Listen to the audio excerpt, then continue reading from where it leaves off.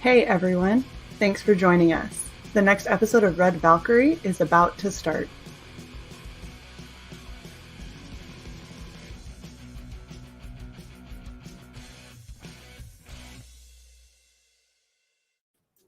Hello everyone and welcome to another episode of Red Valkyrie. I'm your host Shae the Red, and I love this because the past 4 shows people have all had ginger characters, and I've been like, yes, I don't have to wear a wig. I can do the ginger thing. I love it. It's been great. I'm here with the super awesome Paul Jenkins. How are you doing, sir? Hi, Shae. I'm doing okay. Thank you. I'm doing great. I'm so happy. Okay. So we're here because you have a really awesome book called Fairy Quest. And before I let you go into your pitch, I actually wanted to play your video because I started scrolling through and I'm already completely in love just based off of what I'm seeing in the alternate covers, where it's got all of my favorite fairy tales from when I was a kid and done amazingly. I am so excited. So let's watch your trailer and then we'll get into exactly what Fairy Quest is. Sound good? Okay, sounds great. Yeah, thank you. Sweet.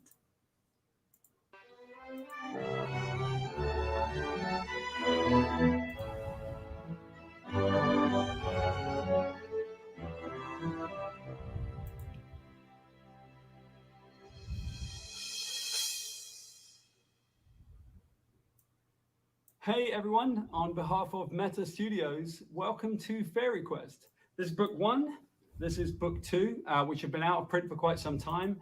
And on this occasion, we're actually coming back with a brand new volume, book 3, which is called Over, Under and Through.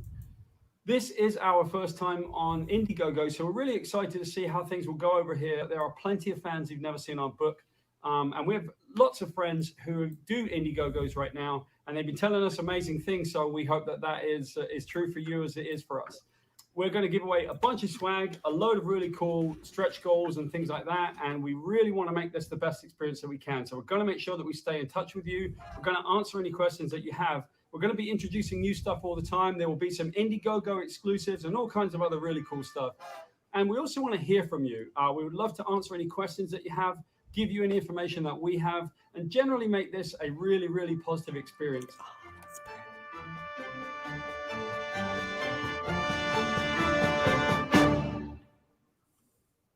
Oh, I really like that piece at the very end there. That was gorgeous. Cool. Thank you. Yeah.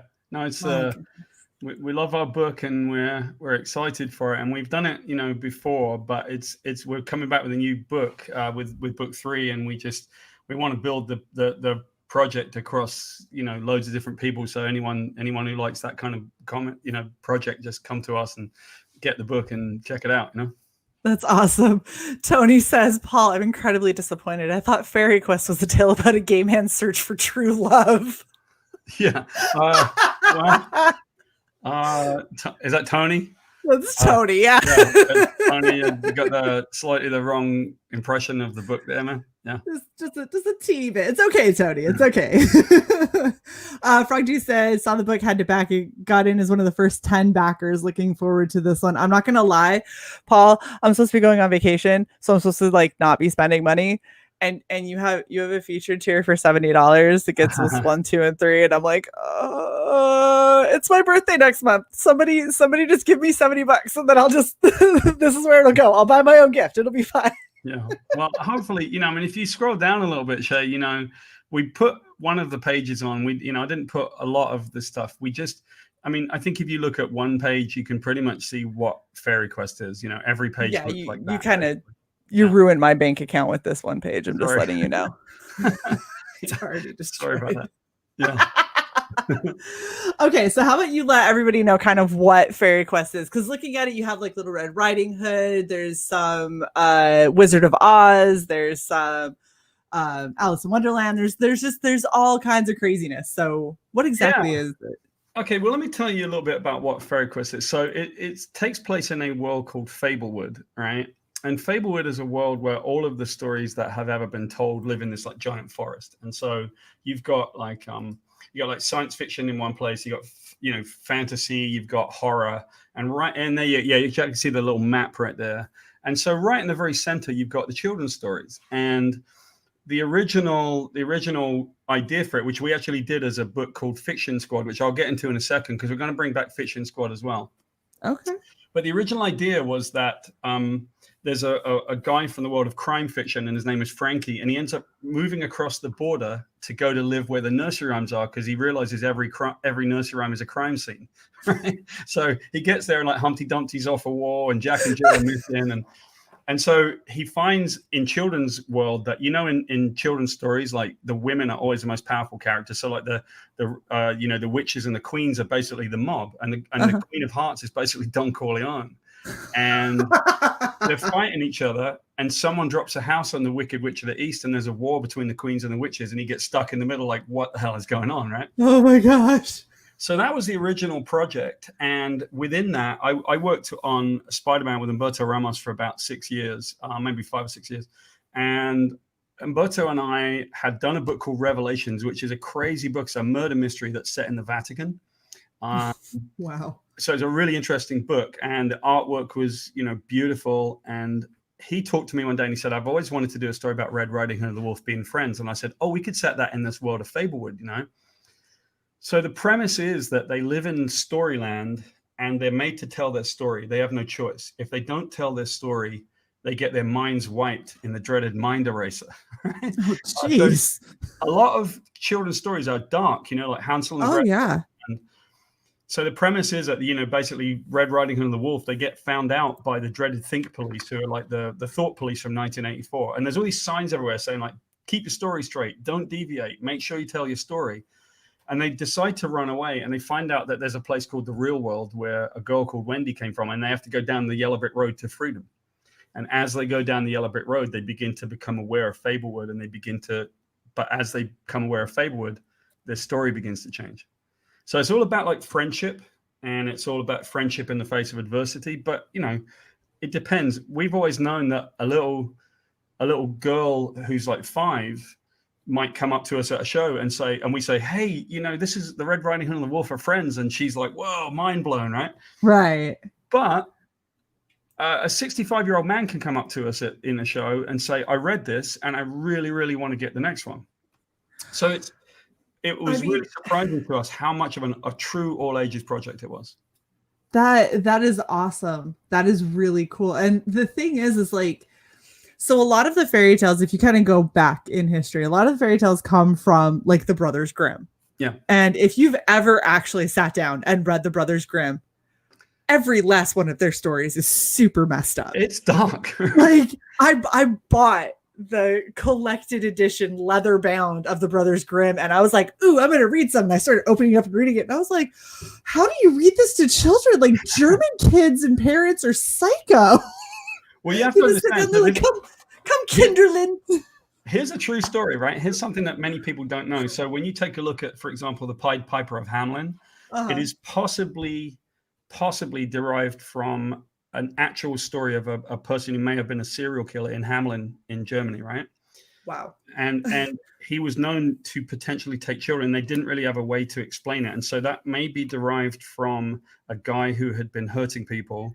Right. And then they told the story of him. He was a musician in town, and they told the story of him being the Pied Piper and leading children away. So a lot of these things are very dark in their origin. And you know, we just use it. We actually have Hansel and Gretel in our book, and the witch who tries to kill them.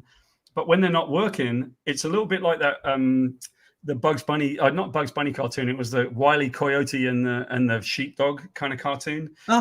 They finish work, and the coyote's supposed to steal the sheep, and the sheep are supposed to protect them. And then they finish work, and they clock out, and they say, "See you in the morning, Ralph," and they go back home. That, you know, that it's just like in Wreck-It Ralph, where they're like hanging out together and stuff like that outside of work hours, and then like all of a sudden, hey, it's time to work again, and it's like, oh, okay, I'm just going to destroy everything that you've built, and that's right. You're going to fix it all. They get back to work, right? And so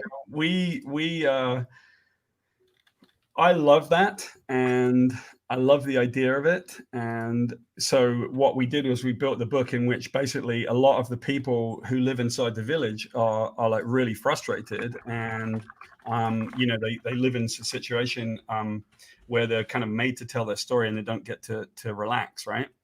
And what's cool about it, to some extent, is that you know, when we show like groups of subversive people, for example, and they're all like little dwarves and elves, and they're like, we don't want to tell our story anymore, like Cinderella. I don't want to tell my story anymore. I don't love the prince, you know. And she's like going to a focus group where they all sit around and complain. So it's kind of a cool story because it's the behind the scenes story of the fairy tales as well, you know. Yeah, no, I really like that idea. I really do, because it really does kind of take that, like, a little bit of that Wreck-It Ralph, because they have like that, like, Bad Guys Anonymous, where they sit around and they go, just because I'm bad guy doesn't mean I'm bad guy. Right. Well, actually, Wreck-It Ralph took it from us because we were first. Oh, look at that. See, there you go. And that, I mean, that doesn't shock me at all. But those kinds of things I think are... Oh, I think I might be running the show at this point because it looks like Shae's frozen. What can I possibly do? This is interesting. All right, I guess my thing would be, can anyone else out there hear Shae? Because someone needs to go in the comments. All right. Okay. Yeah. So, all right. I took over for just a second, to be quite honest, and I said, I have no idea what's happening. So that's okay. Okay, so this is just to let everybody know right now, I don't know what is going on with my internet connection lately. I am blaming the fact that everyone has to homeschool their kids now because my internet has just decided to stop. So, Paul, if it does it again, just riff. I'm going to take next time, if it does happen again, I'm going to riff, right? Because do it. At that point that you froze, I was like, well, I'm not going to freeze completely, but I'm not quite sure if I'm the only person they can hear. If you freeze again, I'm going to go on a long story. I'm going to tell the story of when I put my arms through the middle of a dead sheep. Okay. That's the next story that's coming. So I like it. You know, the worst part is, oh my gosh, ideas. Thank you. Yep. It isn't the 90s. It isn't the early 2000s. It's great. But yeah, no, for real. Just roll with it if I freeze again, because I don't know when it'll come back. Sometimes I drop out. It's great. I'm super happy. But no, what I was saying is, like, when I was younger, my grandparents are old school. So like I had the really, really, really old version of the fairy tales with like the picture books that had the watercolor paintings in them. And you know, I would like read it, like Little Jack Horner, and like I remember thinking it was so weird how his name was, and that he used to like kiss the girls and make them cry or something like that. It was Georgie Porgy putting them. Georgie Porgy, yeah. And you know what's really funny, Shae, is that when we did the first one, which is Fiction Squad, the one about the detective, and I can actually bring some of that up and show you guys what Fiction Squad looks like, which I think is fun because it is a very different project. So when we did that, we did not realize that in France or say Germany, there are plenty of those and they do not know what those are. So the foreign sales to some of those were really weird. But what we found was that there were a bunch of like funny fairy tales from France that you and I have never heard of. Right. So we would actually find all these French ones and we would put those characters in it. We put the German ones in it. It was really crazy. Right. I love that, though. Yeah, it was fun. We found out a bunch of stuff that we never heard of before. Well, and that I remember like reading when I was going through the Brothers Grimm fairy tales and I was reading a bunch of these. I was like, dude, these would have been so much better stories than some of them that they picked to like draw as mainstream stories. I was like, why the hell didn't we ever do this story about like the kid that runs away from home and then almost gets killed by a giant? Like, that was badass. Where the hell was that when I was a kid? Yeah, I agree with you. Actually, that's pretty true. Like, you know, why not do that one? Because there's some good ones, right? We found some really obscure ones, some really strange ones. I've realized just how bizarre some of these like fairy tales and like stories for children, quote unquote, can really get. Like they've got some of the weirdest ones, and like all the way down to when you just start going like super dark and you start reading about like changelings and stuff like that, and like how that happens and what those are. Like, I was enamored with all of this. It was like, I want these stories. These are such better stories. So if you see, Shae, we use that as the basis for all the stuff that we wanted to do, and it was a ton of fun. Like, we got to make it. Would you like me to show you a little bit of Fiction Squad so you can kind of see where it came from? Absolutely, that would be amazing. I don't know if I can share my screen, but you should be able to. Here you go. There it is. So you can see this, right? And I guess I can probably blow it up a little bit. So this is Fiction Squad, and we did every cover. So the premise behind Fiction Squad is that this detective, Frankie, he moves across the border from Crime Realm, and they give him Simple Simon as his buddy cop partner. So he ends up with the world's dumbest person. Right? And this is him, and this is his girlfriend, Daisy, the one that rides the bicycle. Oh, my goodness. What was essentially like an all-ages view of crime. So, for example, Pinocchio is a snitch, and when he's telling the truth, when he's lying, his nose grows. So they do interrogations on him. They hold a ruler under his nose. Right? Oh, my gosh. Yeah. So this is the world of Fablewood. This is where all the stories live, and you can see the children's stories, and you've got fairy tales and romance and fantasy and all that. Oh, I love it. This is a crime scene. This is Humpty Dumpty getting shoved off a wall, right? So Frankie gets there. He gets to town, and what he finds out is the mayor of the town is the crooked man, and the police chief is like Tom Thumb because he's in everybody's pocket. And so it's just a mess, right? And Frankie has to kind of sort it all out. And in the meantime, the queens and the witches are like terrible. So, for example, like, so you get, this is like Pinocchio getting beaten up by a bunch of the cars. Like, the whole place is just terrible. It's oh my gosh. He's trying to make sense of it all. Wait, are those clubs like the club cards? Is that oh my gosh, I forgot, like the British I can't remember what they were called. I was there and somebody warned me about them, like the scabs or something like that. I can't remember. Yeah, they're the scabs, right? Yeah. Okay, great. Yes.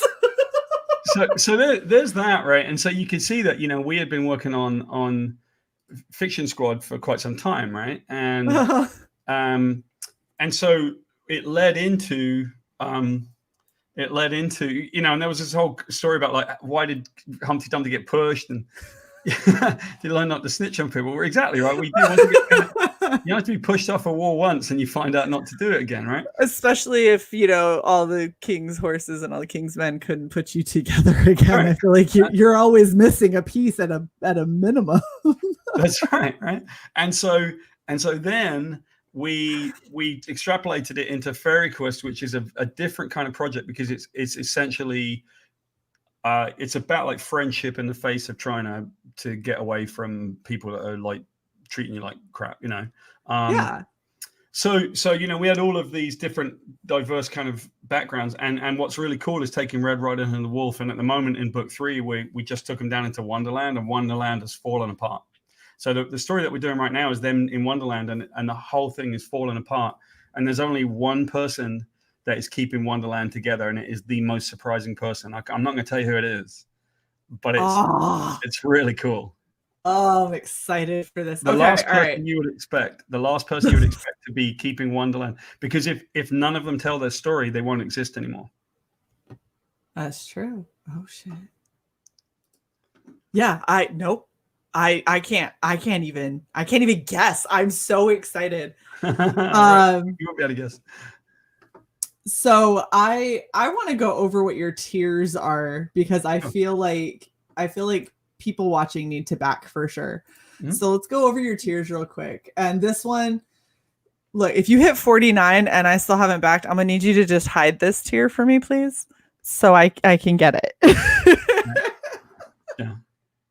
But yeah, so go ahead and talk about this early bird tier that you got up here. Okay, sure. So what we do is so the original covers were Humberto Ramos, which you can kind of see on the top there. Humberto did all the covers for the books. So we have basically, I'm going to get distracted by Tony. He keeps asking me difficult Tony's funny. Tony, he's asking me hard math problems. Right. Right. So basically, what we wanted to do is to bundle them all together, because we've actually been in print with Fairy Quest 1 and 2 before, right? We did them, but they've been out of print for a really long time. And so we're bringing them back into print. Each of those books is 48 to 56 pages, right? Holy so shit. Two 48-page books. And actually, Shae, one thing that I'd love to do before I continue is, if you scroll down, we can show the video of how the books look, because we make really, really like high quality books that you can pass down, hopefully for generations. Okay, hold on. Are these hardcover? Yeah, they're hardcover. Yes. Are you freaking serious? No, they're hardcover, and they're really. So one of the things that we do is we do things like we bind them with like Tyvek so they never fall apart and things like that. I've been in printing and print business since I worked with the Ninja Turtles, right? So I want to make books that last for 100 years. Okay. For 3 hardcover books is like fucking amazing, and I'm absolutely backing for that for sure. Even without the bundled discount where you did it for $80, where you took $10 off, even if it was $90, $100 for 3 hardcover indie comic books that are 48 to 56 pages each. Yeah. That's insane. Well, if you play, I don't know if you can play the video, maybe you can. But what it is it shows people so we put spot UV coating on the back and we emboss the thing and everything. Okay, so let's take a look at the production values that we put onto Fairy Quest. Here's the squared bound or perfect bound side of the book. We like to make something that lasts for a very long time. If you look at the back cover, and we've done it on both covers, you'll see, as I've held it up to the light here, it says do not deviate, but that's actually just using a spot UV varnish. So that's something that we brought to the front cover of all of our books. Let's take a look at the front cover. As I hold it up to the light, you'll see we've got the spot UV coating again, so it's in the eyeballs. But you can also see that Red Riding Hood is actually embossed on the cover, and some of the other characters are as well. This is the kind of book that we make to be very sturdy and beautiful, so that it will last a really long time, and we hope that you will love it as much as we do. Yeah, sold. Totally sold.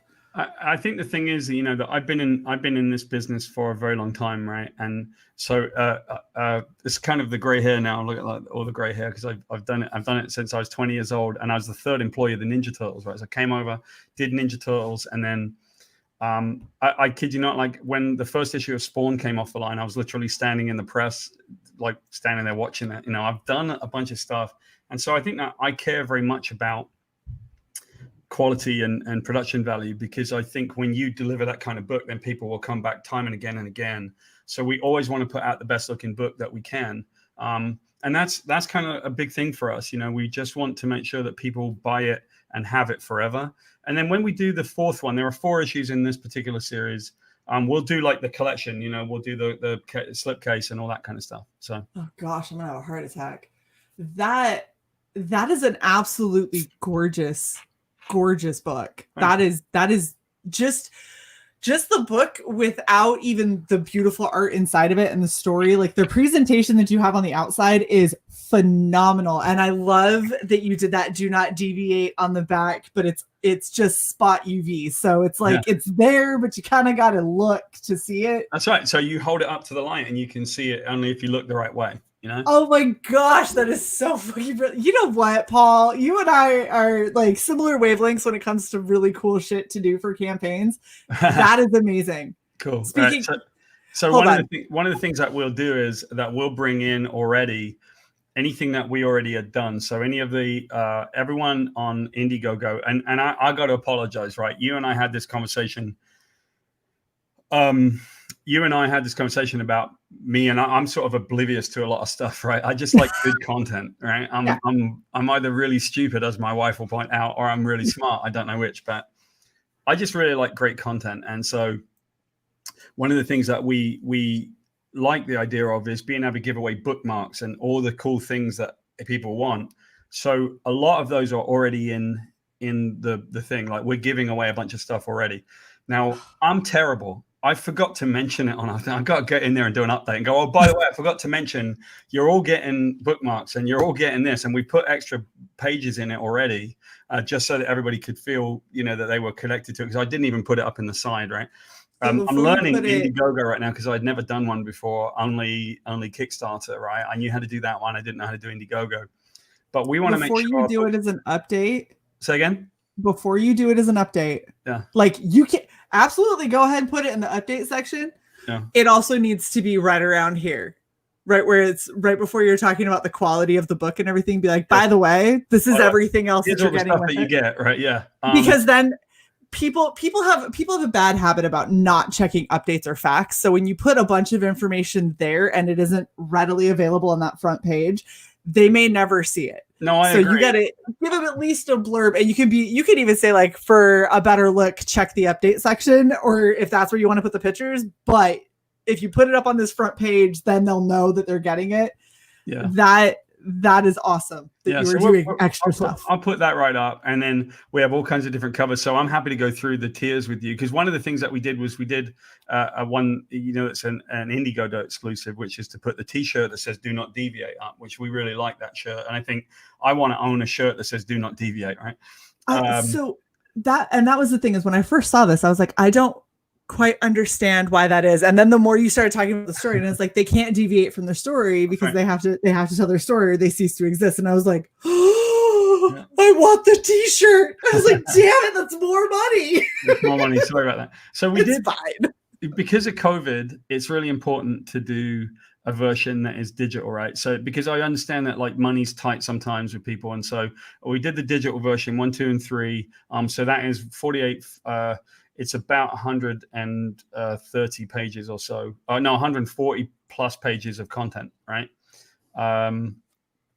So that's all for $15. And then we got the T-shirt that we put in. Then we get to the regular one. I mean, ultimately, when the first bundle sells out, the next bundle would be $80. But in fact, even that, they're usually $30 each, the book. So even the $80 bundle is actually cheaper than normal. And then we offered each book like 1, 2, and 3. If anybody just wants to buy individual books, they can buy them. So that's a little further down, I guess, on the page. Right. So you can buy each of the ones individually if you want them with the Humberto Ramos cover. Then we got some other covers as well, because the core product of what we want to do is books, right? Right.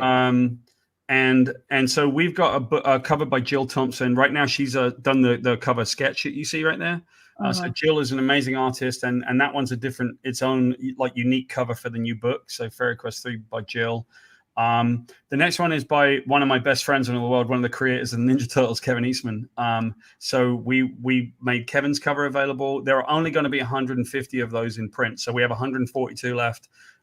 Those ones are being made available, and we will go in demand. So ultimately, we'll just leave this up until we're ready to go to market with everything. Mm-hmm. So we're going to leave this up. But it would be nice to get across the first threshold and then start trying to add more stuff on top of it.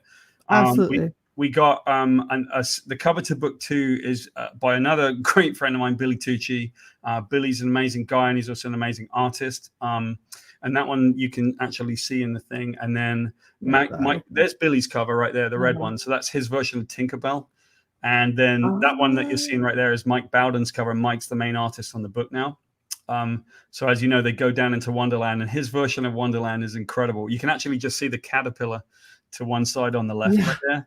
And it's the first, and when they get down there, he's dying, Spoiler alert. I'm sorry. Is it from all of the smoking? Because that's a lot of opium.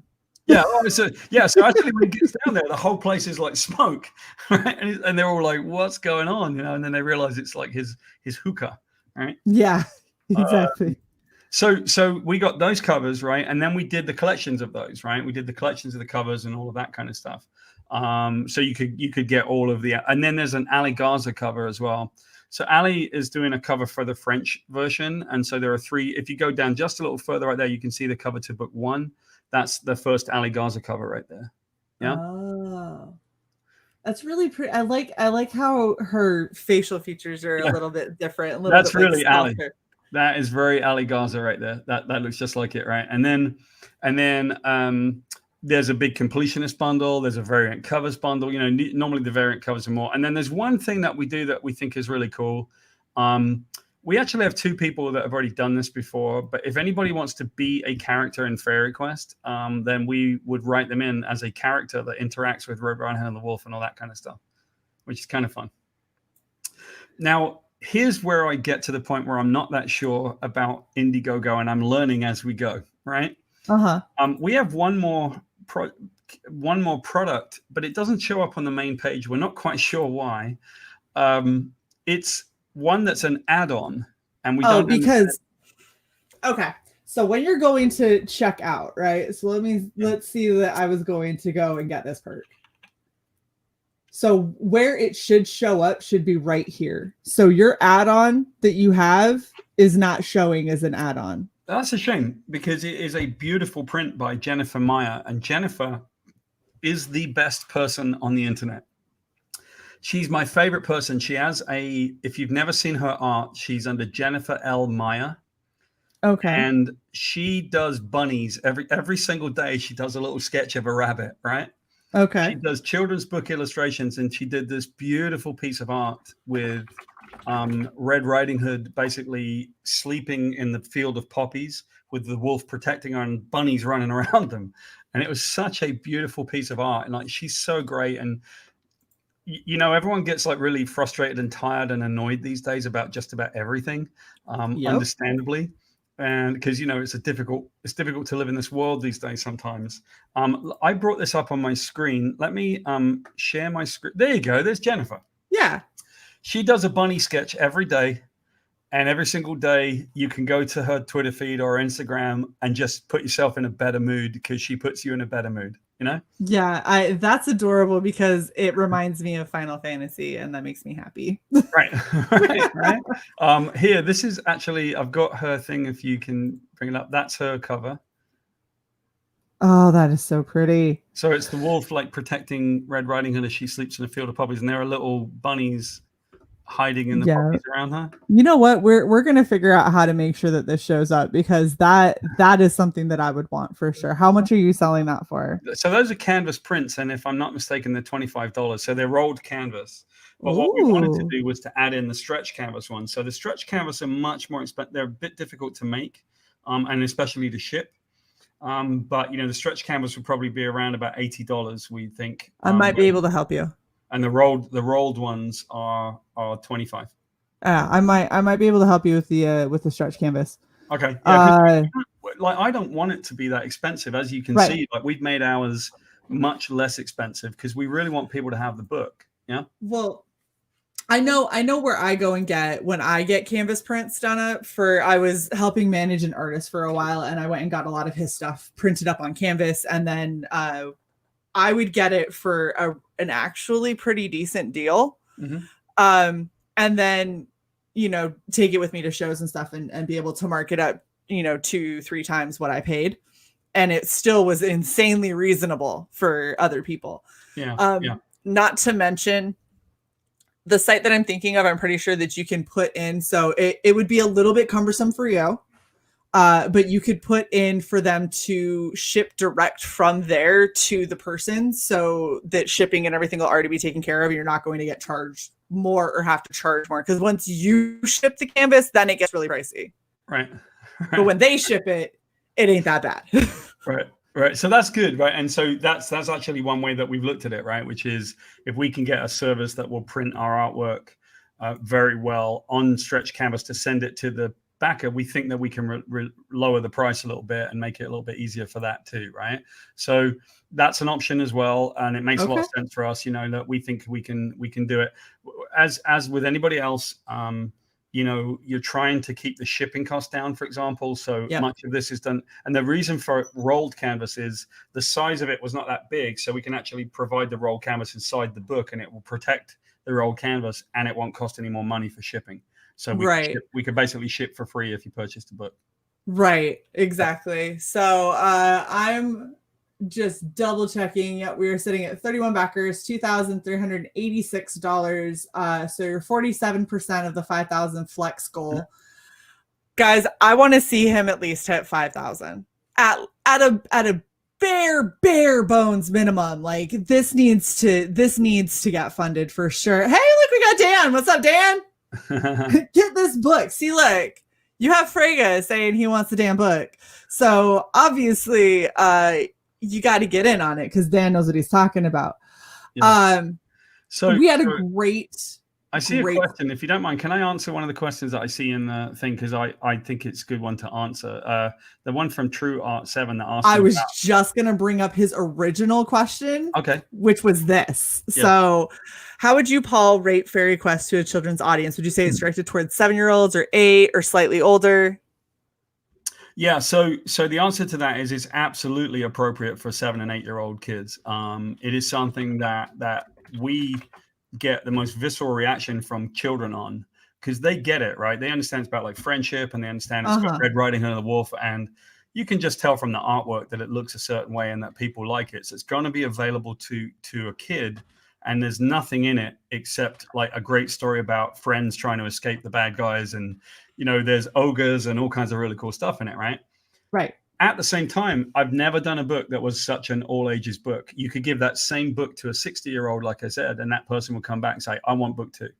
Every single time. Anyone that sees this book at a show immediately comes back to us and says, how can I get book 2? How can I get book 3? Oh, I absolutely believe you, because it's gorgeous. Yeah. So the answer to that question is absolutely it's available for 7 and 8-year-old kids, and it's really the premise is basically the Red Riding Hood and the Wolf kind of become friends and they're not supposed to, so they try to get away, and as they try to escape, they begin to see the world around them, and they run through Peter Pan's world, and then they go through Oz, and our version of Dorothy, she's absolutely crazy. The one that you got, Dottie, she's called Trailer Trash Dottie, and she shows up in like really skimpy shorts and like looking like, and she's like really mean. And Wonderland is all broken and stuff, and so there's plenty of really cool, like straightforward stuff, but for a kid, they're just reading the adventure. And what's cool is my 9-year-old had never actually read it. He just because we're teaching him at home, he picked this as his book to read to his class, and everybody loved it. So that's awesome, though. That's really, really cool. Yeah. So there was another question. So Comic Book Scrapyard said, the t-shirt tier asked you to select a size option for 2 different shirts, yellow and black. Is this intentional, or is it meant to be an option between the 2? So there's one that we said we could do, because we can make the shirts to order. They're relatively simple, right? One of them we could do yellow, and the other one are pink on black, right? So I think that there are 2. It may be that we have to go in and look and see if that's actually described properly. We showed the pink. Let's we showed like the pink on the, because it's kind of like not even pink, it's kind of cerise colored. I kid you not. It's actually.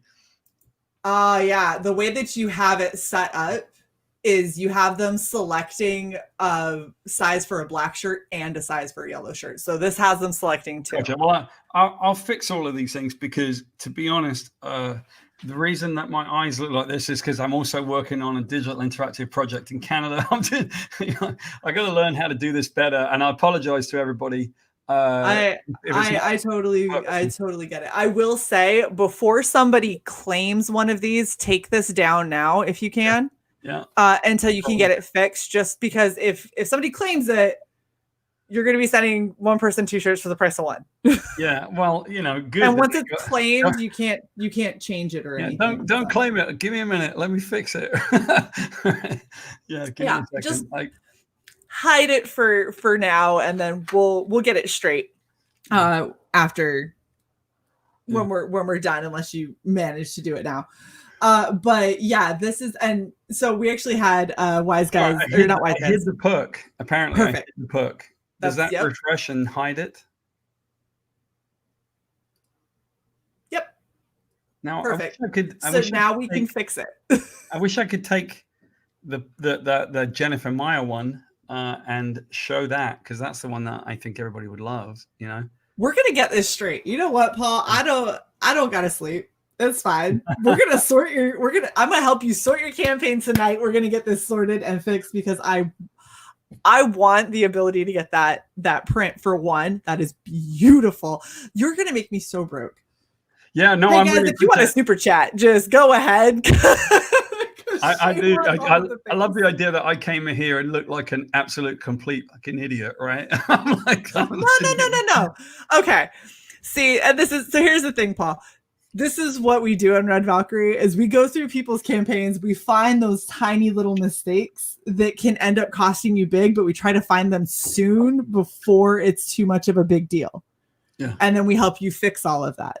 Yeah. So that's, trust me, nowhere near looking like an idiot. This is just the fun side of Indiegogo when you're trying to figure it all out. Yeah, because we've never done one before. So it was really interesting to me that when we did the first one, and I'm going to try to make that print visible. I don't really want it to be just an add-on. The reason that we had it as an add-on was for one reason and one reason only. We knew that it wouldn't need its own shipping, right, if it could be included with a book, if you see what I mean. So once people have bought a book, then we would be able to put the thing inside it. But I would love to change it to being visible, because I think people would love it if they could see it. So I am going to change it at some point if I can find out how to do it, so that it's just a visible perk. Yeah. So and that's the thing, is you can actually have it as both. You can have it as a visible perk and as an add-on, and so people can get it, and in the regular perk you can say also available as add-on. Yes. At the very bottom, so people know, okay, so I can either buy this by itself, or I can get the book and I can add this on. Well, I'm reading it right now, and it says I can't change it because someone's already claimed one, so I don't know quite whether or not I can show it. All I want to do is make it visible so people can see it. No, so if you've already got it where somebody has claimed it as an add-on, just make a second perk, just like you did with all of these other ones. Gotcha. And put that up like that. So it's it is making two separate perks is all it is. I love getting the education as I'm going along, but the good news is that if you think that you know everything, you are wrong. You don't know everything. And I love learning things every single day. So thank you very much for your help, everybody. I appreciate it. Absolutely. These guys are hilarious. Shae is like a mother hen. She don't peck around. This wouldn't be Shae's first rodeo. Thank you for the puns, because, how y'all doing? I would actually feel a lot more comfortable if someone just posted in the chat and said, "Paul, you're kind of an idiot," and I'd be like, "You are absolutely right." Sorry, all you're getting is compliments. I've seen much messier first-time campaigns. This one's pretty tight considering. Wise Guys agrees, do both. Yep. Yeah. And it's experience is always the best teacher, right? There you go. That's as close as you're getting. As long as you don't die along the way, sure. Yeah, as long as it's not too bad of an experience. But we're doing fine. Like, we love the project, obviously, and once people see it, there you go. I like this. Someone actually said, "Paul, you're kind of an idiot." Thank you. Right? But it says, "Paul, you're kind of an idiot." Paul 2020. So it's just you being quoted to yourself. Right. So yeah, man. Our thing is that this book has always been there's what I really like, Shae? I like self-evident truths. You know why? Because they're self-evident truths. It's, And so what I've always known is when the book was originally in print, people would come to me at a show, they would see the book and they would buy it. And then every single time they would buy it. And then they would come back and they would say, "I want the next one." Always, 100% of the time. Like, everybody loves. You can call me an idiot. It's okay. He can't do it. It's too much respect for you. Oh, that's nice. Thank you. I've called myself enough an idiot. So yeah, self-deprecation is allowed here. That's normally. That's right. If Cy were here, Cy would call me an idiot for you having a mistake, and it would be very confusing, but that's normally how it goes. Fair enough. So we just, like, the one thing about this book I've always known about it was that it and Fiction Squad, the original book, and all of the stories in Fablewood are all like, I know it's a weird thing to say, but they're all like really honest stories. And the reason I say that is they kind of write themselves, right? It's not that hard to get the premise. Like, the next one that we're going to do, I've actually got a new Fablewood story that we're going to make. And it's basically a woman from the world of romance fiction. And her job is to be a cover model. So all she does is kind of sit around and look all beautiful and windswept. And her whole job is to have the wind blowing and to look wonderful. And they send her to go be an ambassador in the world of horror stories. And she hates it because it could not be more different. And then when she gets there and she lives there a little bit, she realizes they're only working. That's just it's a job she doesn't get. And when they finish for the day, they just come home and have a beer with her, like everybody likes each other. So it's kind of like an easy story to write. All the, right. how would it be to mash up a fantasy character with a science fiction story, or a historical romance character with a science fiction story? It would be such a fun story. So that's what we're going to do for a long time. We're going to write a lot of Fablewood stuff. Oh, I'm excited. So I actually have 2 questions from Froggy G, and I apologize if you can hear the pterodactyl in the background. That's okay. That's my very pissy parrot who has decided that he's just going to throw a temper tantrum because this is the perfect time to do so. Yep. Such a pain in my butt. I'm sorry. Okay, so first question. Will there be a stretch goal for a patch? Say yes. Please say yes. There will now. How about yes! that? How about that? How about, because I like the idea of patches, right? And I think that would be wonderful. There are some things that we really, really want to do. I would love to do collectible cards because people love the collectible trading cards. And I would love to do the patches. That's actually something that we considered first, right? Because having some patches would be incredible. And they look beautiful. So the answer is yes. And we want to do a patch stuff. I want something that says Fairy Quest all pretty that I can put on my jacket. There you go. Yes, absolutely. Please. So yes. And in fact, I think that it really depends. I'm not quite sure about the complexity of the patches. It depends on how much. But one of the things that you can see, and I'll kind of show you this actually. So one thing that we know is that Fairy Quest, with the style of its art, is actually relatively simple if you put it down to just its most basic, right? And there is one particular image, and I'm not quite sure if we can do it, but we would do it if we can. I'm going to share my screen for 1 second and show you the kind of thing that I would love to do. If we can't do it as a patch, we like the really simple things. So let me just share this a second, and you'll see the kind of thing that we want to do. I'm just going to say, you see my logo, right? Yeah, this is not going to be, this is not my logo is a patch. Really? From the contact that I have. I'm just saying, I can get you in cut. His name is Tony, okay? Tony's a good guy. We like Tony. Well, look, I just shared you an image. So these are the kind of things that we think would be great. Now, we can't do the graded color, but those kind of images are things that we know we can do, if not as a patch and as a wall decal or as a glass decal. So we want to be able to do that. And at some point, we're going to be able to put it up on my company's website. So we'll have a store, because we actually have a store going that we're building right now. If you've got patch connections, Shae, I will hit you up for those too, because I really want to make some patches. Shae knows people. So I actually have 2. I've got a place that I'm going to try out local that did the embroidery on the back of my jackets. And I'm going to send them to do a simpler kind of design. If you want like art level quality, beautiful patches, it kind of charges by the stitch and the color. But I literally got, if you look at what my logo looks like up there, they sublimation dyed the background and then embroidered over the top. So I actually have a patch that has a gradient background, and then every last one of those feathers is a stitch. It is gorgeous. Incredible, right? Like what they did was great. So we would be up for that. We want to be able to, we want to be able to give that to people, because the one thing about Fairy Quest is that we found a lot, like people, what's so crazy about it? So many people will come in costume on Fairy Quest. So I would be I believe it. Like why wouldn't they? You have awesome characters, and they're so expressive, and they're so much fun. Yeah. So we like that, and we want to make a bunch of stuff. So I'll hit you up about that afterwards. Actually, I'll definitely do that.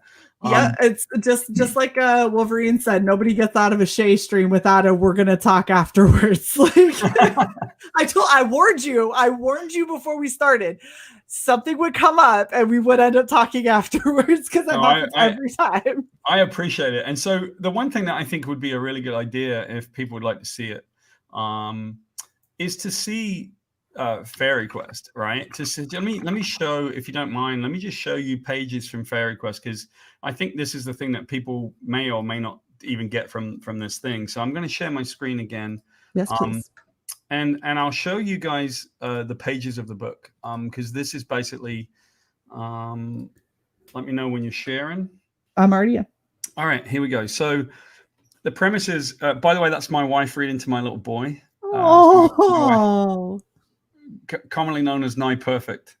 She's almost perfect. She doesn't laugh at all my jokes. So that makes her more perfect. I'm just saying. Yeah, I was going to say she probably does. Right.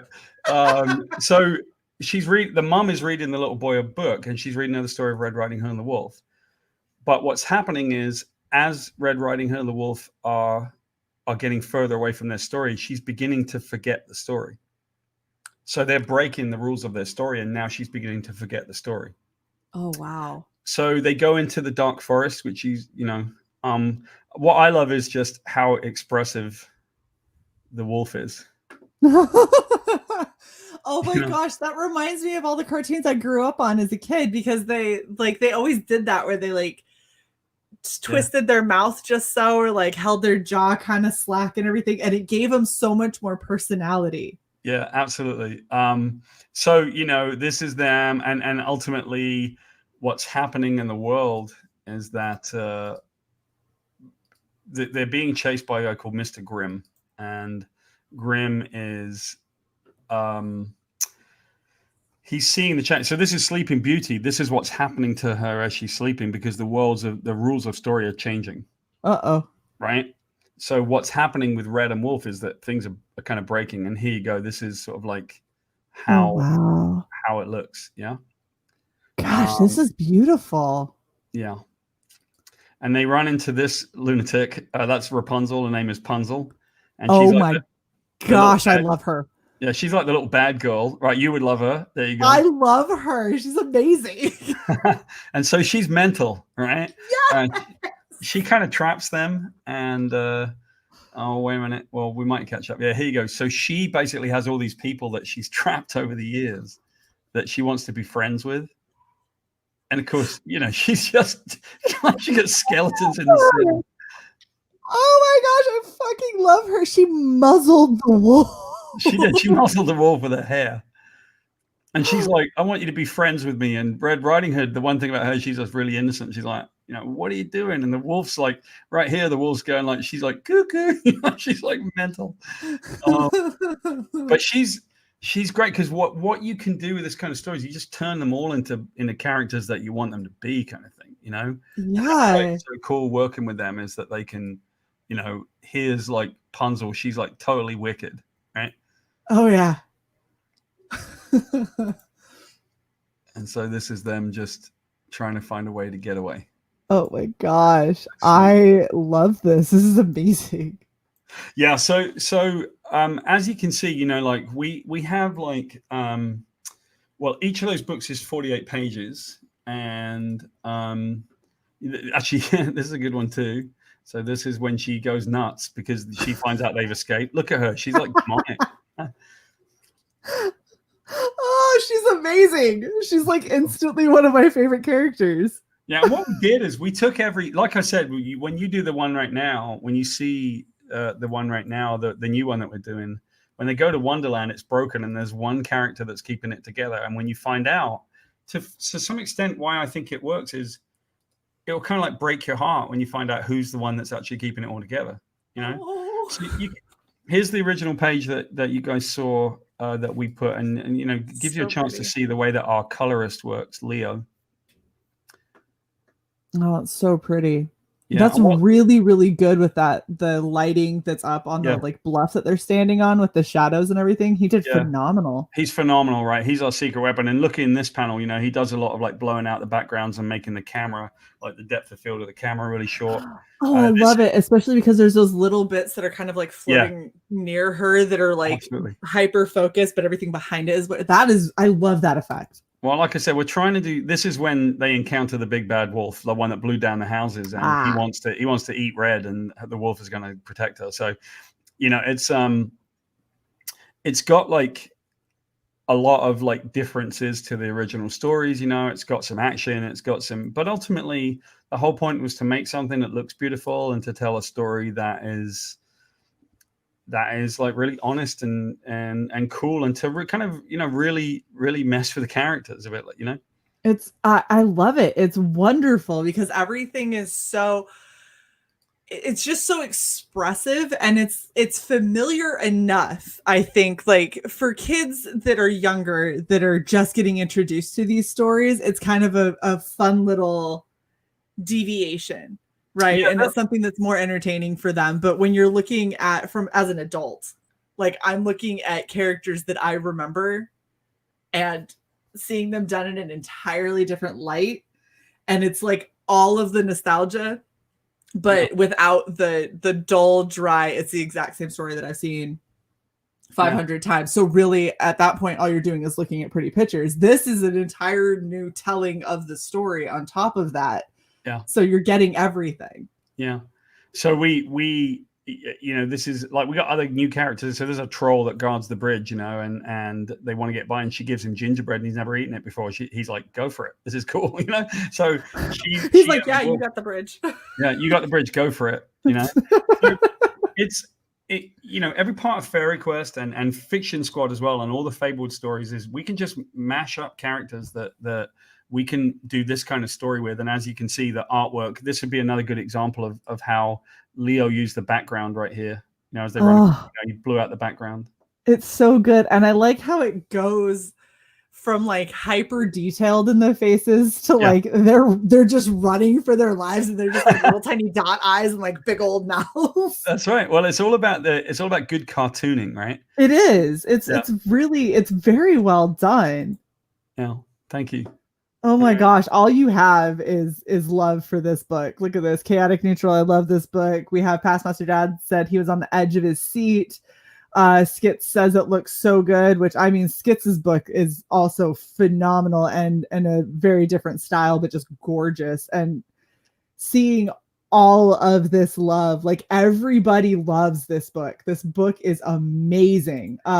We just had right here, True Art 7 said the colors are phenomenal. Makes me think of a color palette and design style in a game used in the Witcher game, Thronebreaker, The Witcher Tales. I'm gonna drink to that, or drink some schnapps. All right, here you go. Do it. Get you some schnapps. All I have is peach vodka, and I love you, Paul. I'm not gonna drink straight peach vodka because it makes me want to die.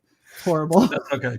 I figured that was really nice. Thank you, everybody. I really appreciate you guys seeing it. I mean, the point of the book is, I know this is crazy, but I feel like I know it sounds great. I feel like a great used car salesman. And let me tell you what I mean by that.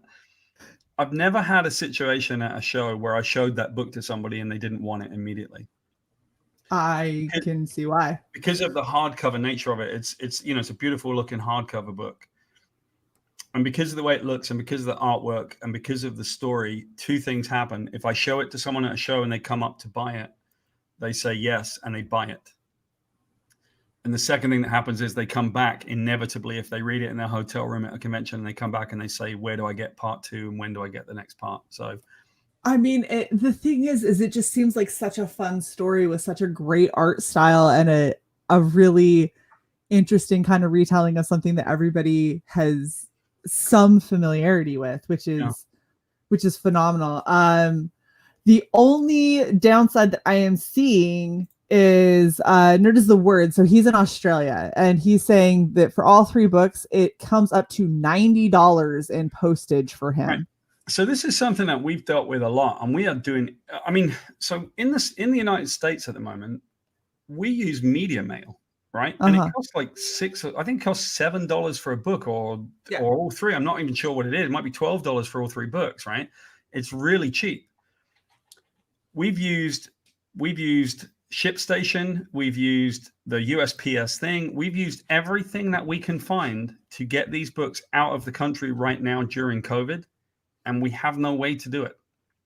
We are trying every single thing that we can do. Because the one thing that we don't do, I mean, if you look at media mail, that doesn't add anything. We're not making any money off of media mail. We don't want to make any money off of shipping, right? That's not the point. Like, who wants? I guess I see people making money off of shipping, but we just basically pack it, pay for the materials, pay for the glue, and like put it and then send it, right? But the cheapest way that we have found to be able to get to, say, Australia or especially Europe, like Europe costs like $26 for a book. Australia is through the ceiling right now, and it's all to do with COVID and that kind of shipping. Well, because I know we have creators that are in Australia, and they've been trying to get books to the US, and Australia basically totally shut down when this pandemic hit, and it shut down so hard that we're talking books that would normally be put on a plane and then flown over, got diverted to a ship. Mm-hmm. So shipping went from about 4 or 5 weeks to like 9 or 10 weeks. Yeah. And it's real difficult, but and I agree. We gotta figure out something for our Aussie friends, because so we want to. So one of the ideas that's been, I think maybe someone just wrote it here, right? So they're saying like, can we have a fulfiller in Australia to ship? I would love that, right? If there were 10 people in Australia that said, I want to get this book, we could ship it over to Australia much cheaper, so that everybody could get their series of books. So in a sense, if anybody came to us, so there's one thing that perhaps we could put into our comments, and I will. So it's Fairy Quest Help, right? Mm-hmm. fairyquesthelp@gmail.com. If anybody wants to write to us at fairyquesthelp@gmail.com, then we would be able to try to do custom things with people on Indiegogo. So for example, we would say, just, back us as a domestic American backer. And if you've got 5 people that really want to buy it in Australia, we can work something out with people individually, right? And what we do is we keep a Excel sheet with any custom orders. I've got myself, I've got our intern assistant, and we've got one of the person that helps us run the campaign. So what we've been doing is we've been keeping like customized kind of things. So if anybody has a customized thing that they want to do with us, we'll do everything that we can to try to get you the books. But I don't know what to do about the fact that that's what we get charged to try to send it to Australia. It's crazy. Right. Well, and I see a lot of people over here saying maybe we could get you in touch with Michael or Liam. They're both in Australia. There's also Rob. There's Stephen Koch. There's a lot of people there. They're thinking Alterna. So here's the problem, guys.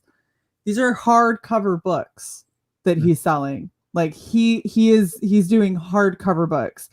Doing a hardcover book and shipping it out of the country is what is going to kill him as far as shipping price goes. I agree. We got to figure out something for sure.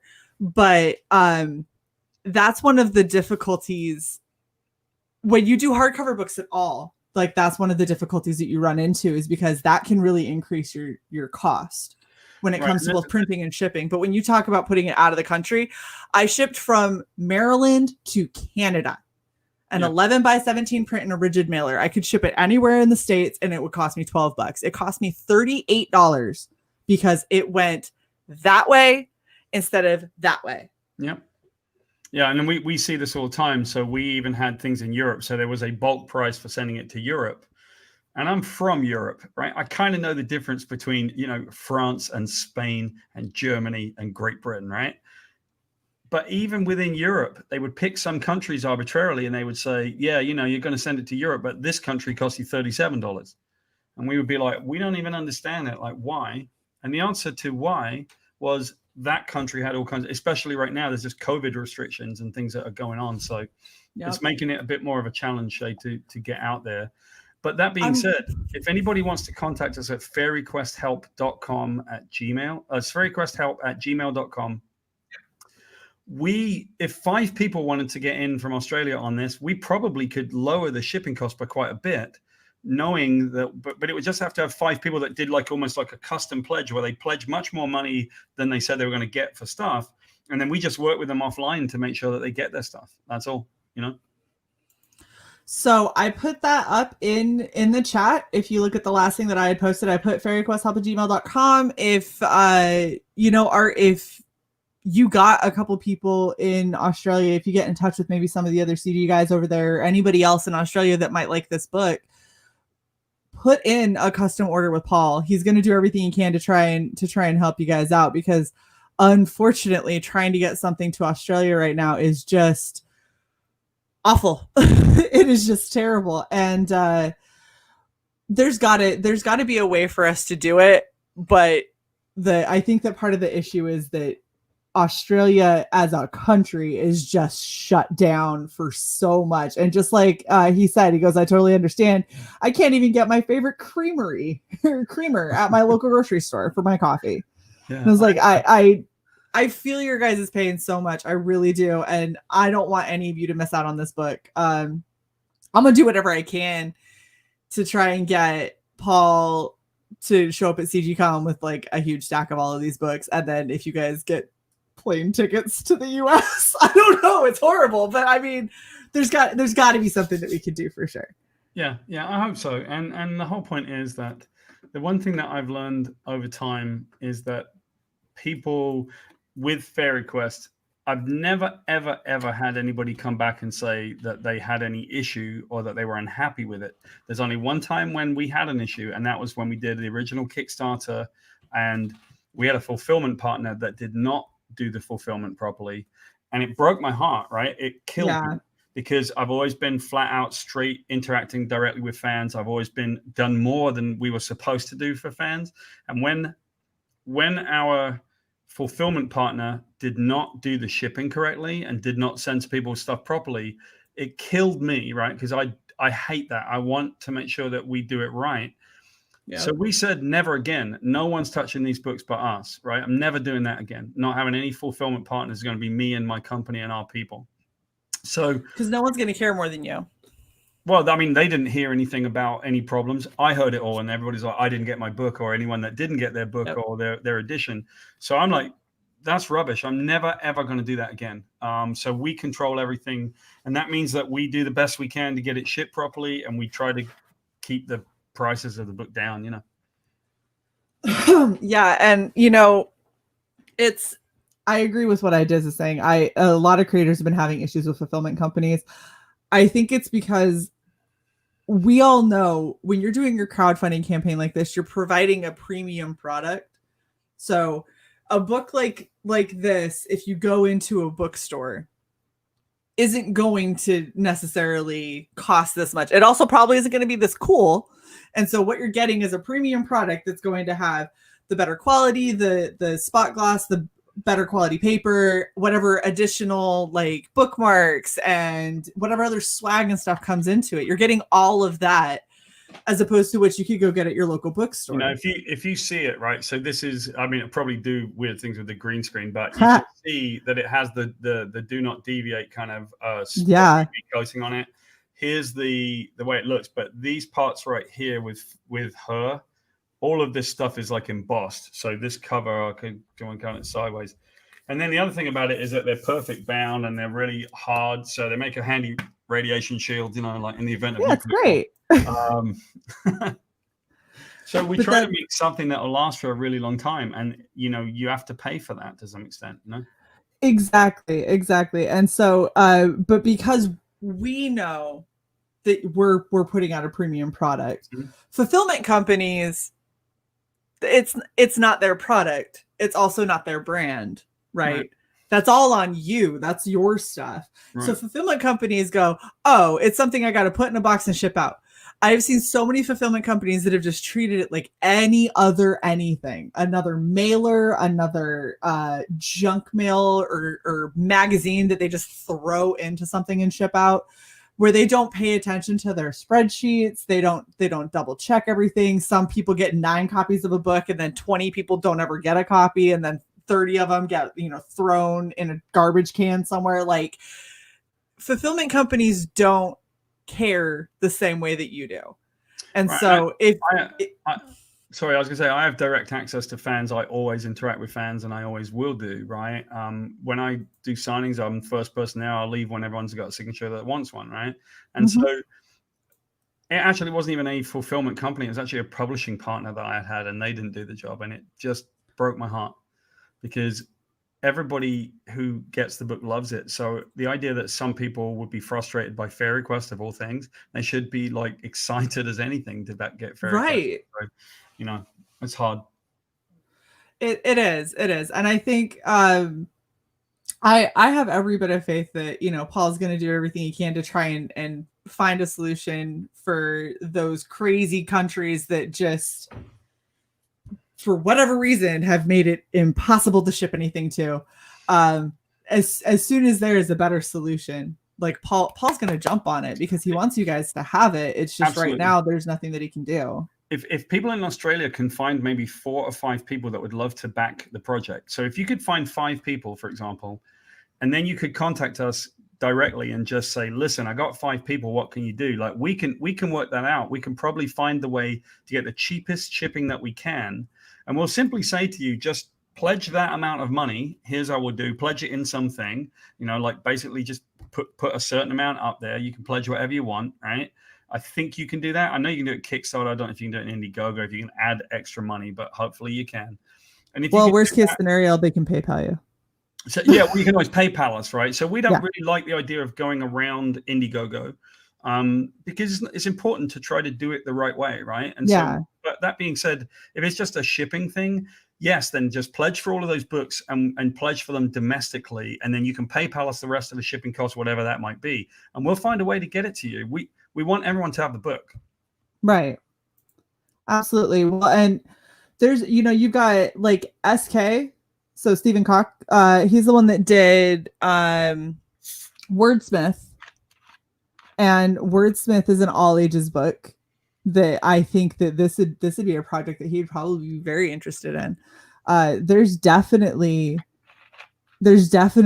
a lot of people I could see in Australia just within our community that would be really interested. Not to mention, once you start talking to friends and family, you start looking at Christmas gifts or birthdays or whatever for some of the younger kids in your family, or just people that you think might enjoy this kind of thing. There's a lot of possibility here. And if it sounds a little bit selfish, but if it can get you the book and also maybe get a couple more sales, I'm just saying, like, it's just a thought. I'm just thinking out loud here. And right. See, just like Green Laser said, he said PayPal friends and families just for the shipping. Right. So do the domestic, and then whatever the extra just is. Do the domestic, right? Get in touch with us. Do the domestic, and it's just like anything else, right? Just do the domestic, and then once that's done, just PayPal us the rest of the money, and we probably can find ways to solve this. The problem is always that you can't find ways to solve it. You really kind of can't find ways to solve it without doing it directly, if you see what I mean. Yeah. You kind of do it directly. You kind of have to work it case by case almost, just because of the nature of it, and that's understandable. I know this is a word that I'm messaging the Aussies now, like the Aussies, the only Aussies. He's messaging all of Australia right now. I like it. All right. And then True Art 7 says, once I get my indie biz up and going, man, I'm going to reach out to you and do some interviews with you. Folks need to hear about this series. Too much garbage out there. Need some good stuff. Great. Thank you. Yeah. Our thing is good content, right? So, I've had a career in this business in different ways, right? I know it sounds sort of crazy. Oh, here you go. We got someone else's stuff. That's good. Yeah. There's all kinds of, so there's the amount of really, really well done kids books that are starting to come up in CG is crazy, because you've got your book is a wonderful all ages. You've got Unstitched that is a really cool looking all ages. You have Bric-a-Brac that's a Christmas tale, essentially. Like there's a lot of really good ones. Wordsmith was phenomenal, and this is a grown ass woman who has backed these and has read them and was like, yes, this is what I want. I like this. This makes me happy, because if I ever have kids, or if I'm around my friends' kids, like, these are the kinds of things that I get to show them and watch their little minds get blown and have them like think that I'm the cool aunt or the cool friend. And I'm totally down for that. And so you guys are making me like look superstar awesome to these children. And I love it. I remember the first time that I showed a little girl at a show one time. The book came out and this little girl came up and she was dressed. She was at a convention and she had come to the convention, and I loved it because people had come as like and some people had dressed their kids as Star Wars characters and as science fiction stuff. And she was like, I'm not coming. I'm coming as a princess, and I'm showing up the way I want to. Right. So she just came in costume, and she got a little princess costume on. And I remember that she came up to my table, and I said, "Oh wow, you look just like one of our princesses." And I happened to open the right page, and she saw herself reflected in the book and went, "That's me. That's what I want." So I think it does work a lot for little kids. They like the idea of it. But like I said, it's just that we just get everybody from all ages. And so it becomes a true all ages book, you know? Yeah. Well, but that's what good storytelling does. And it doesn't matter if the setting is fairy tales, when the story is done well. Mm-hmm. Yeah. And when the art is done well, and when it's put together well, and it's laid out well, and it tells an engaging story. It doesn't matter if it's straight just for children's book, or if it's an all-encompassing, like, it's a story. You know what I mean? It's a tale.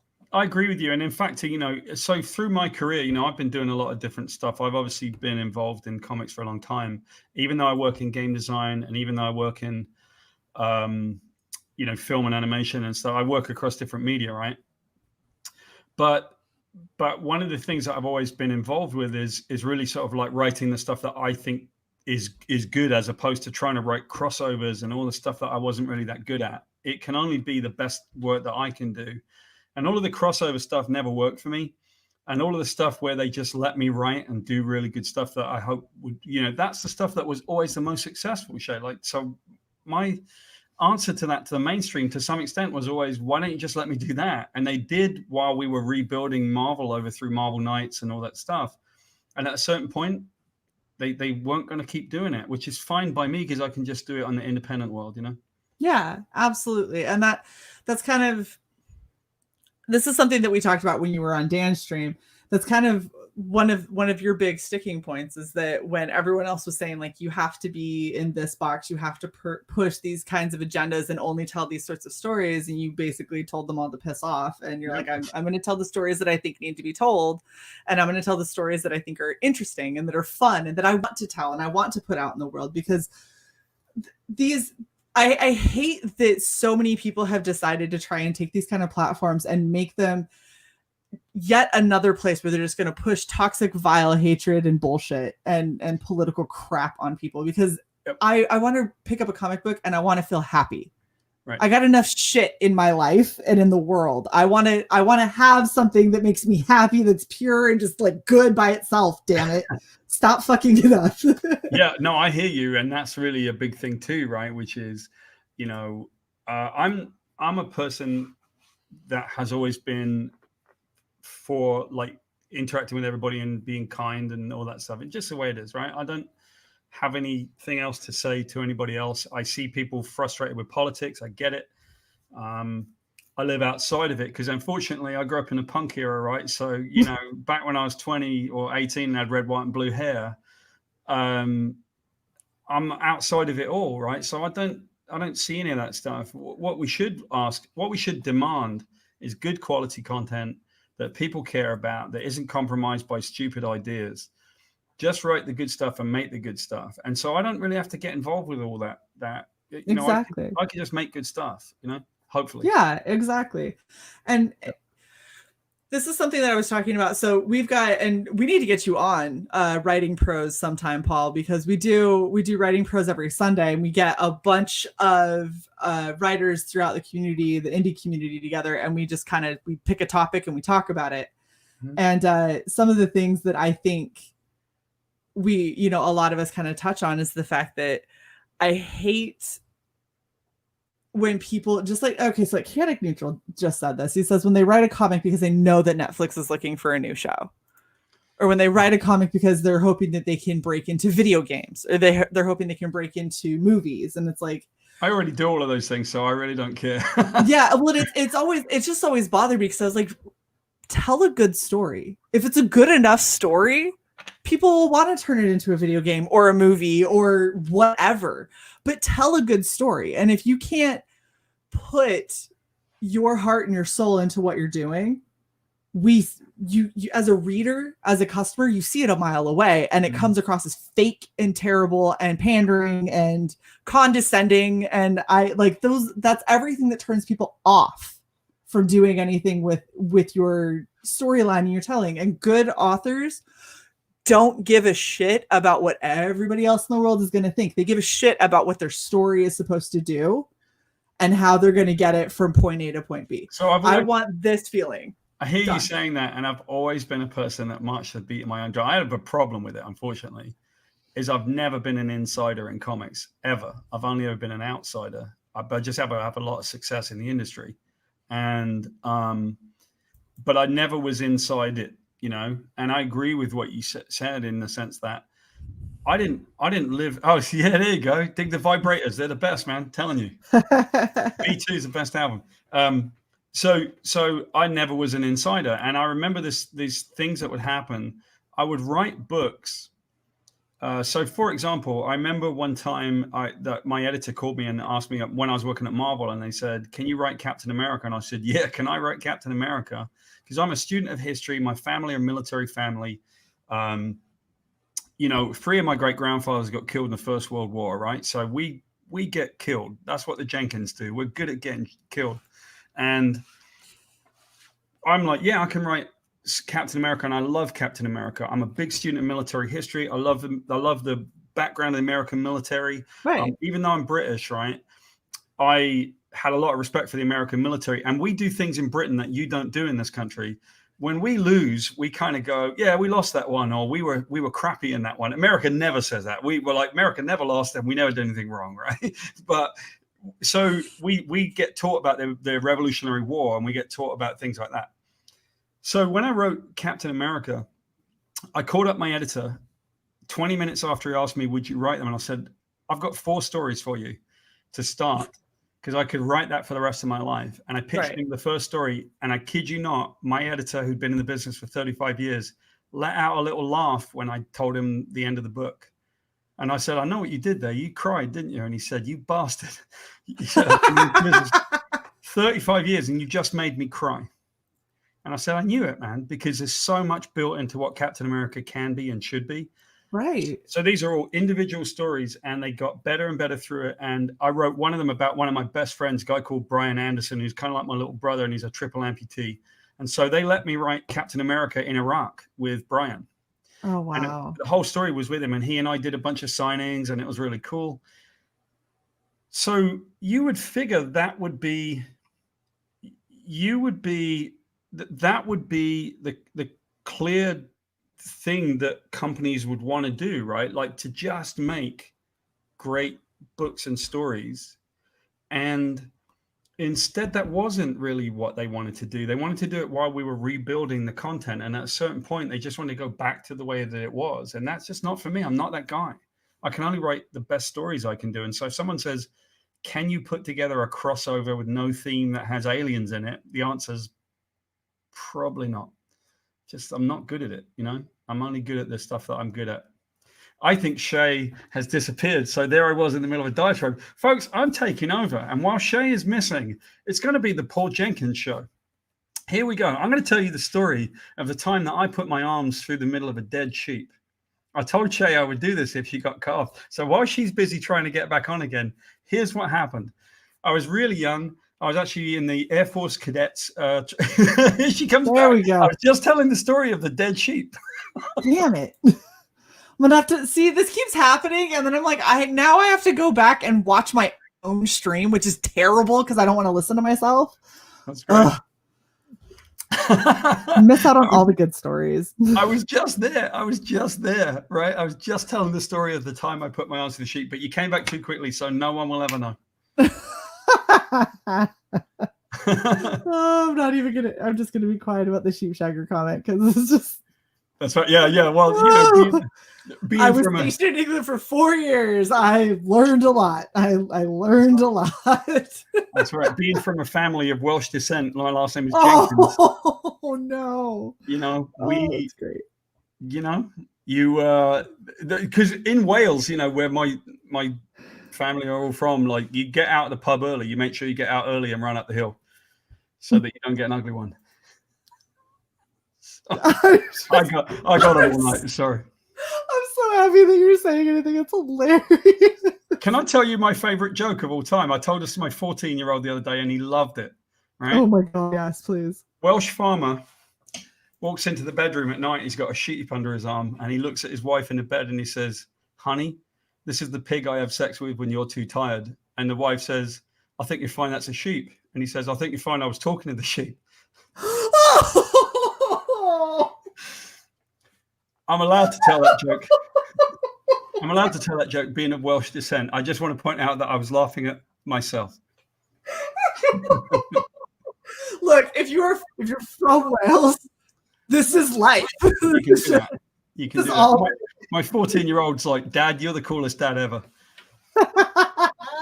Oh damn! Look at this. I'm getting calls to get kicked off my own show. Mean. Y'all are mean. That was amazing. I'll be here all week, friends. Try the veal. Tip your wait staff. Try the veal. Oh my gosh! Stop kink shaming, Shae. I'm not. I'm just saying. This is just. I heard a lot of these Welsh jokes. Oh my gosh. Okay, so we are good help. Paul, how did this happen? We are almost at an hour and a half already.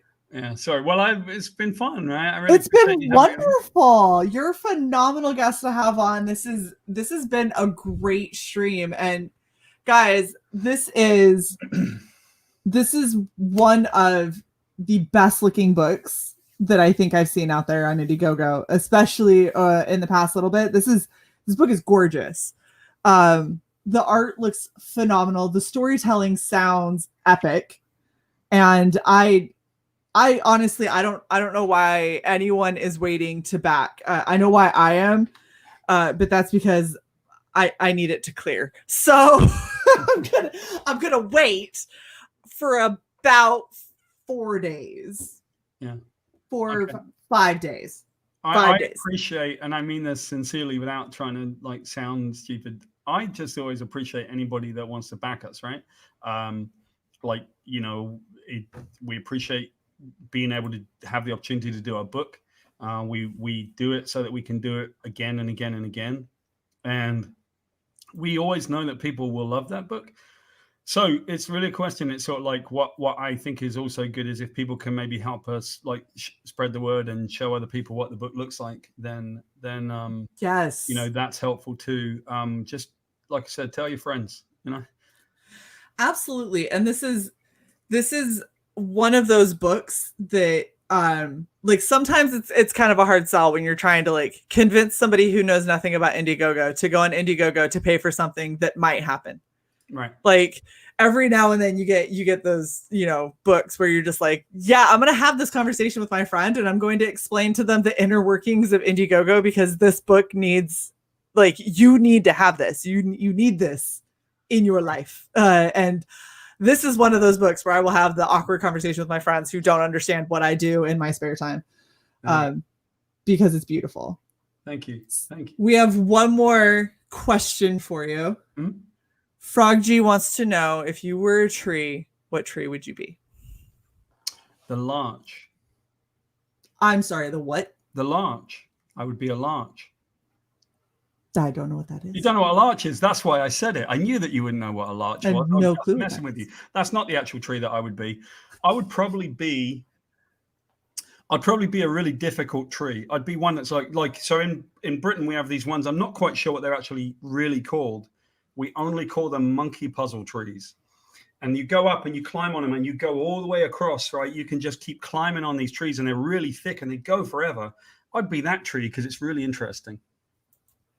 Look up monkey puzzle tree and you'll see. I'm going to, because now I'm highly intrigued as to what the hell that is. That's what we used to call them as kids. It was like a puzzle for a monkey to climb, Yeah, hold on a minute. Monkey puzzle tree. See, what did we come up with? That doesn't seem right. Hold on. If I said a word and you came up with something pornographic, I wouldn't be surprised, but that's what we used to call them as kids. I don't know. Yeah, monkey puzzle trees, huh? That is not a monkey puzzle tree. No. But that's what we called them. That's funny. Yeah. I don't know what this is. They're small monkey puzzle trees, I guess. Yeah, no, those don't look like things that you could climb. No, that's. And why are they so spiky? I don't know. It's me. I'm spiky. Yeah. So now you're gonna have to figure out what trees those actually are and post it on Twitter so we can all understand what the hell. I'll find it. It might be banyan trees or something like that. Yeah. It was sort of looks like a cacti. And this better not be porn. guys, I'm monetized now. I have to behave a little bit. Just like a tiny bit. Like not a lot.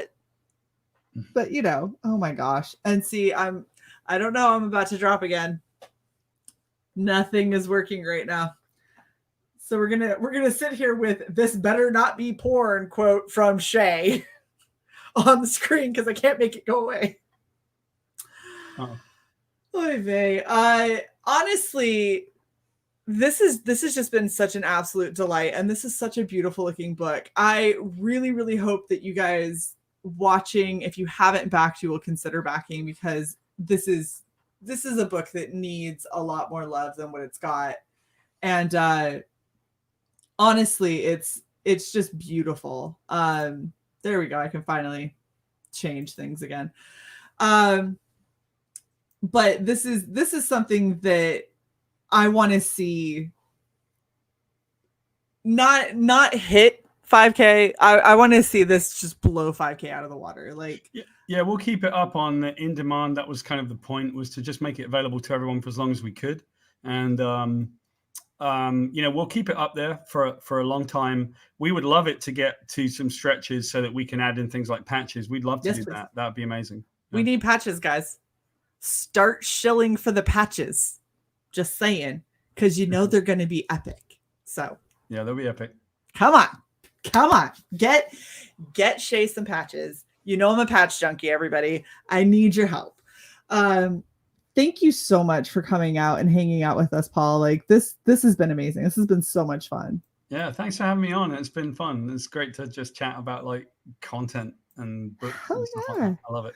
Well, you know what? Like I said, we need to try and get you on some of the Writing Pro streams. We've got 3 left before we're wrapping season 1. And really, that's just a fancy way for me to say we're going to take a slight break because Shae's going to be on vacation and then have a birthday. And my birthday is on Sunday. And I love y'all. But guess what? It's my 35th. I'm not streaming on my birthday. That's not happening. I'm doing other things on my birthday. Damn it.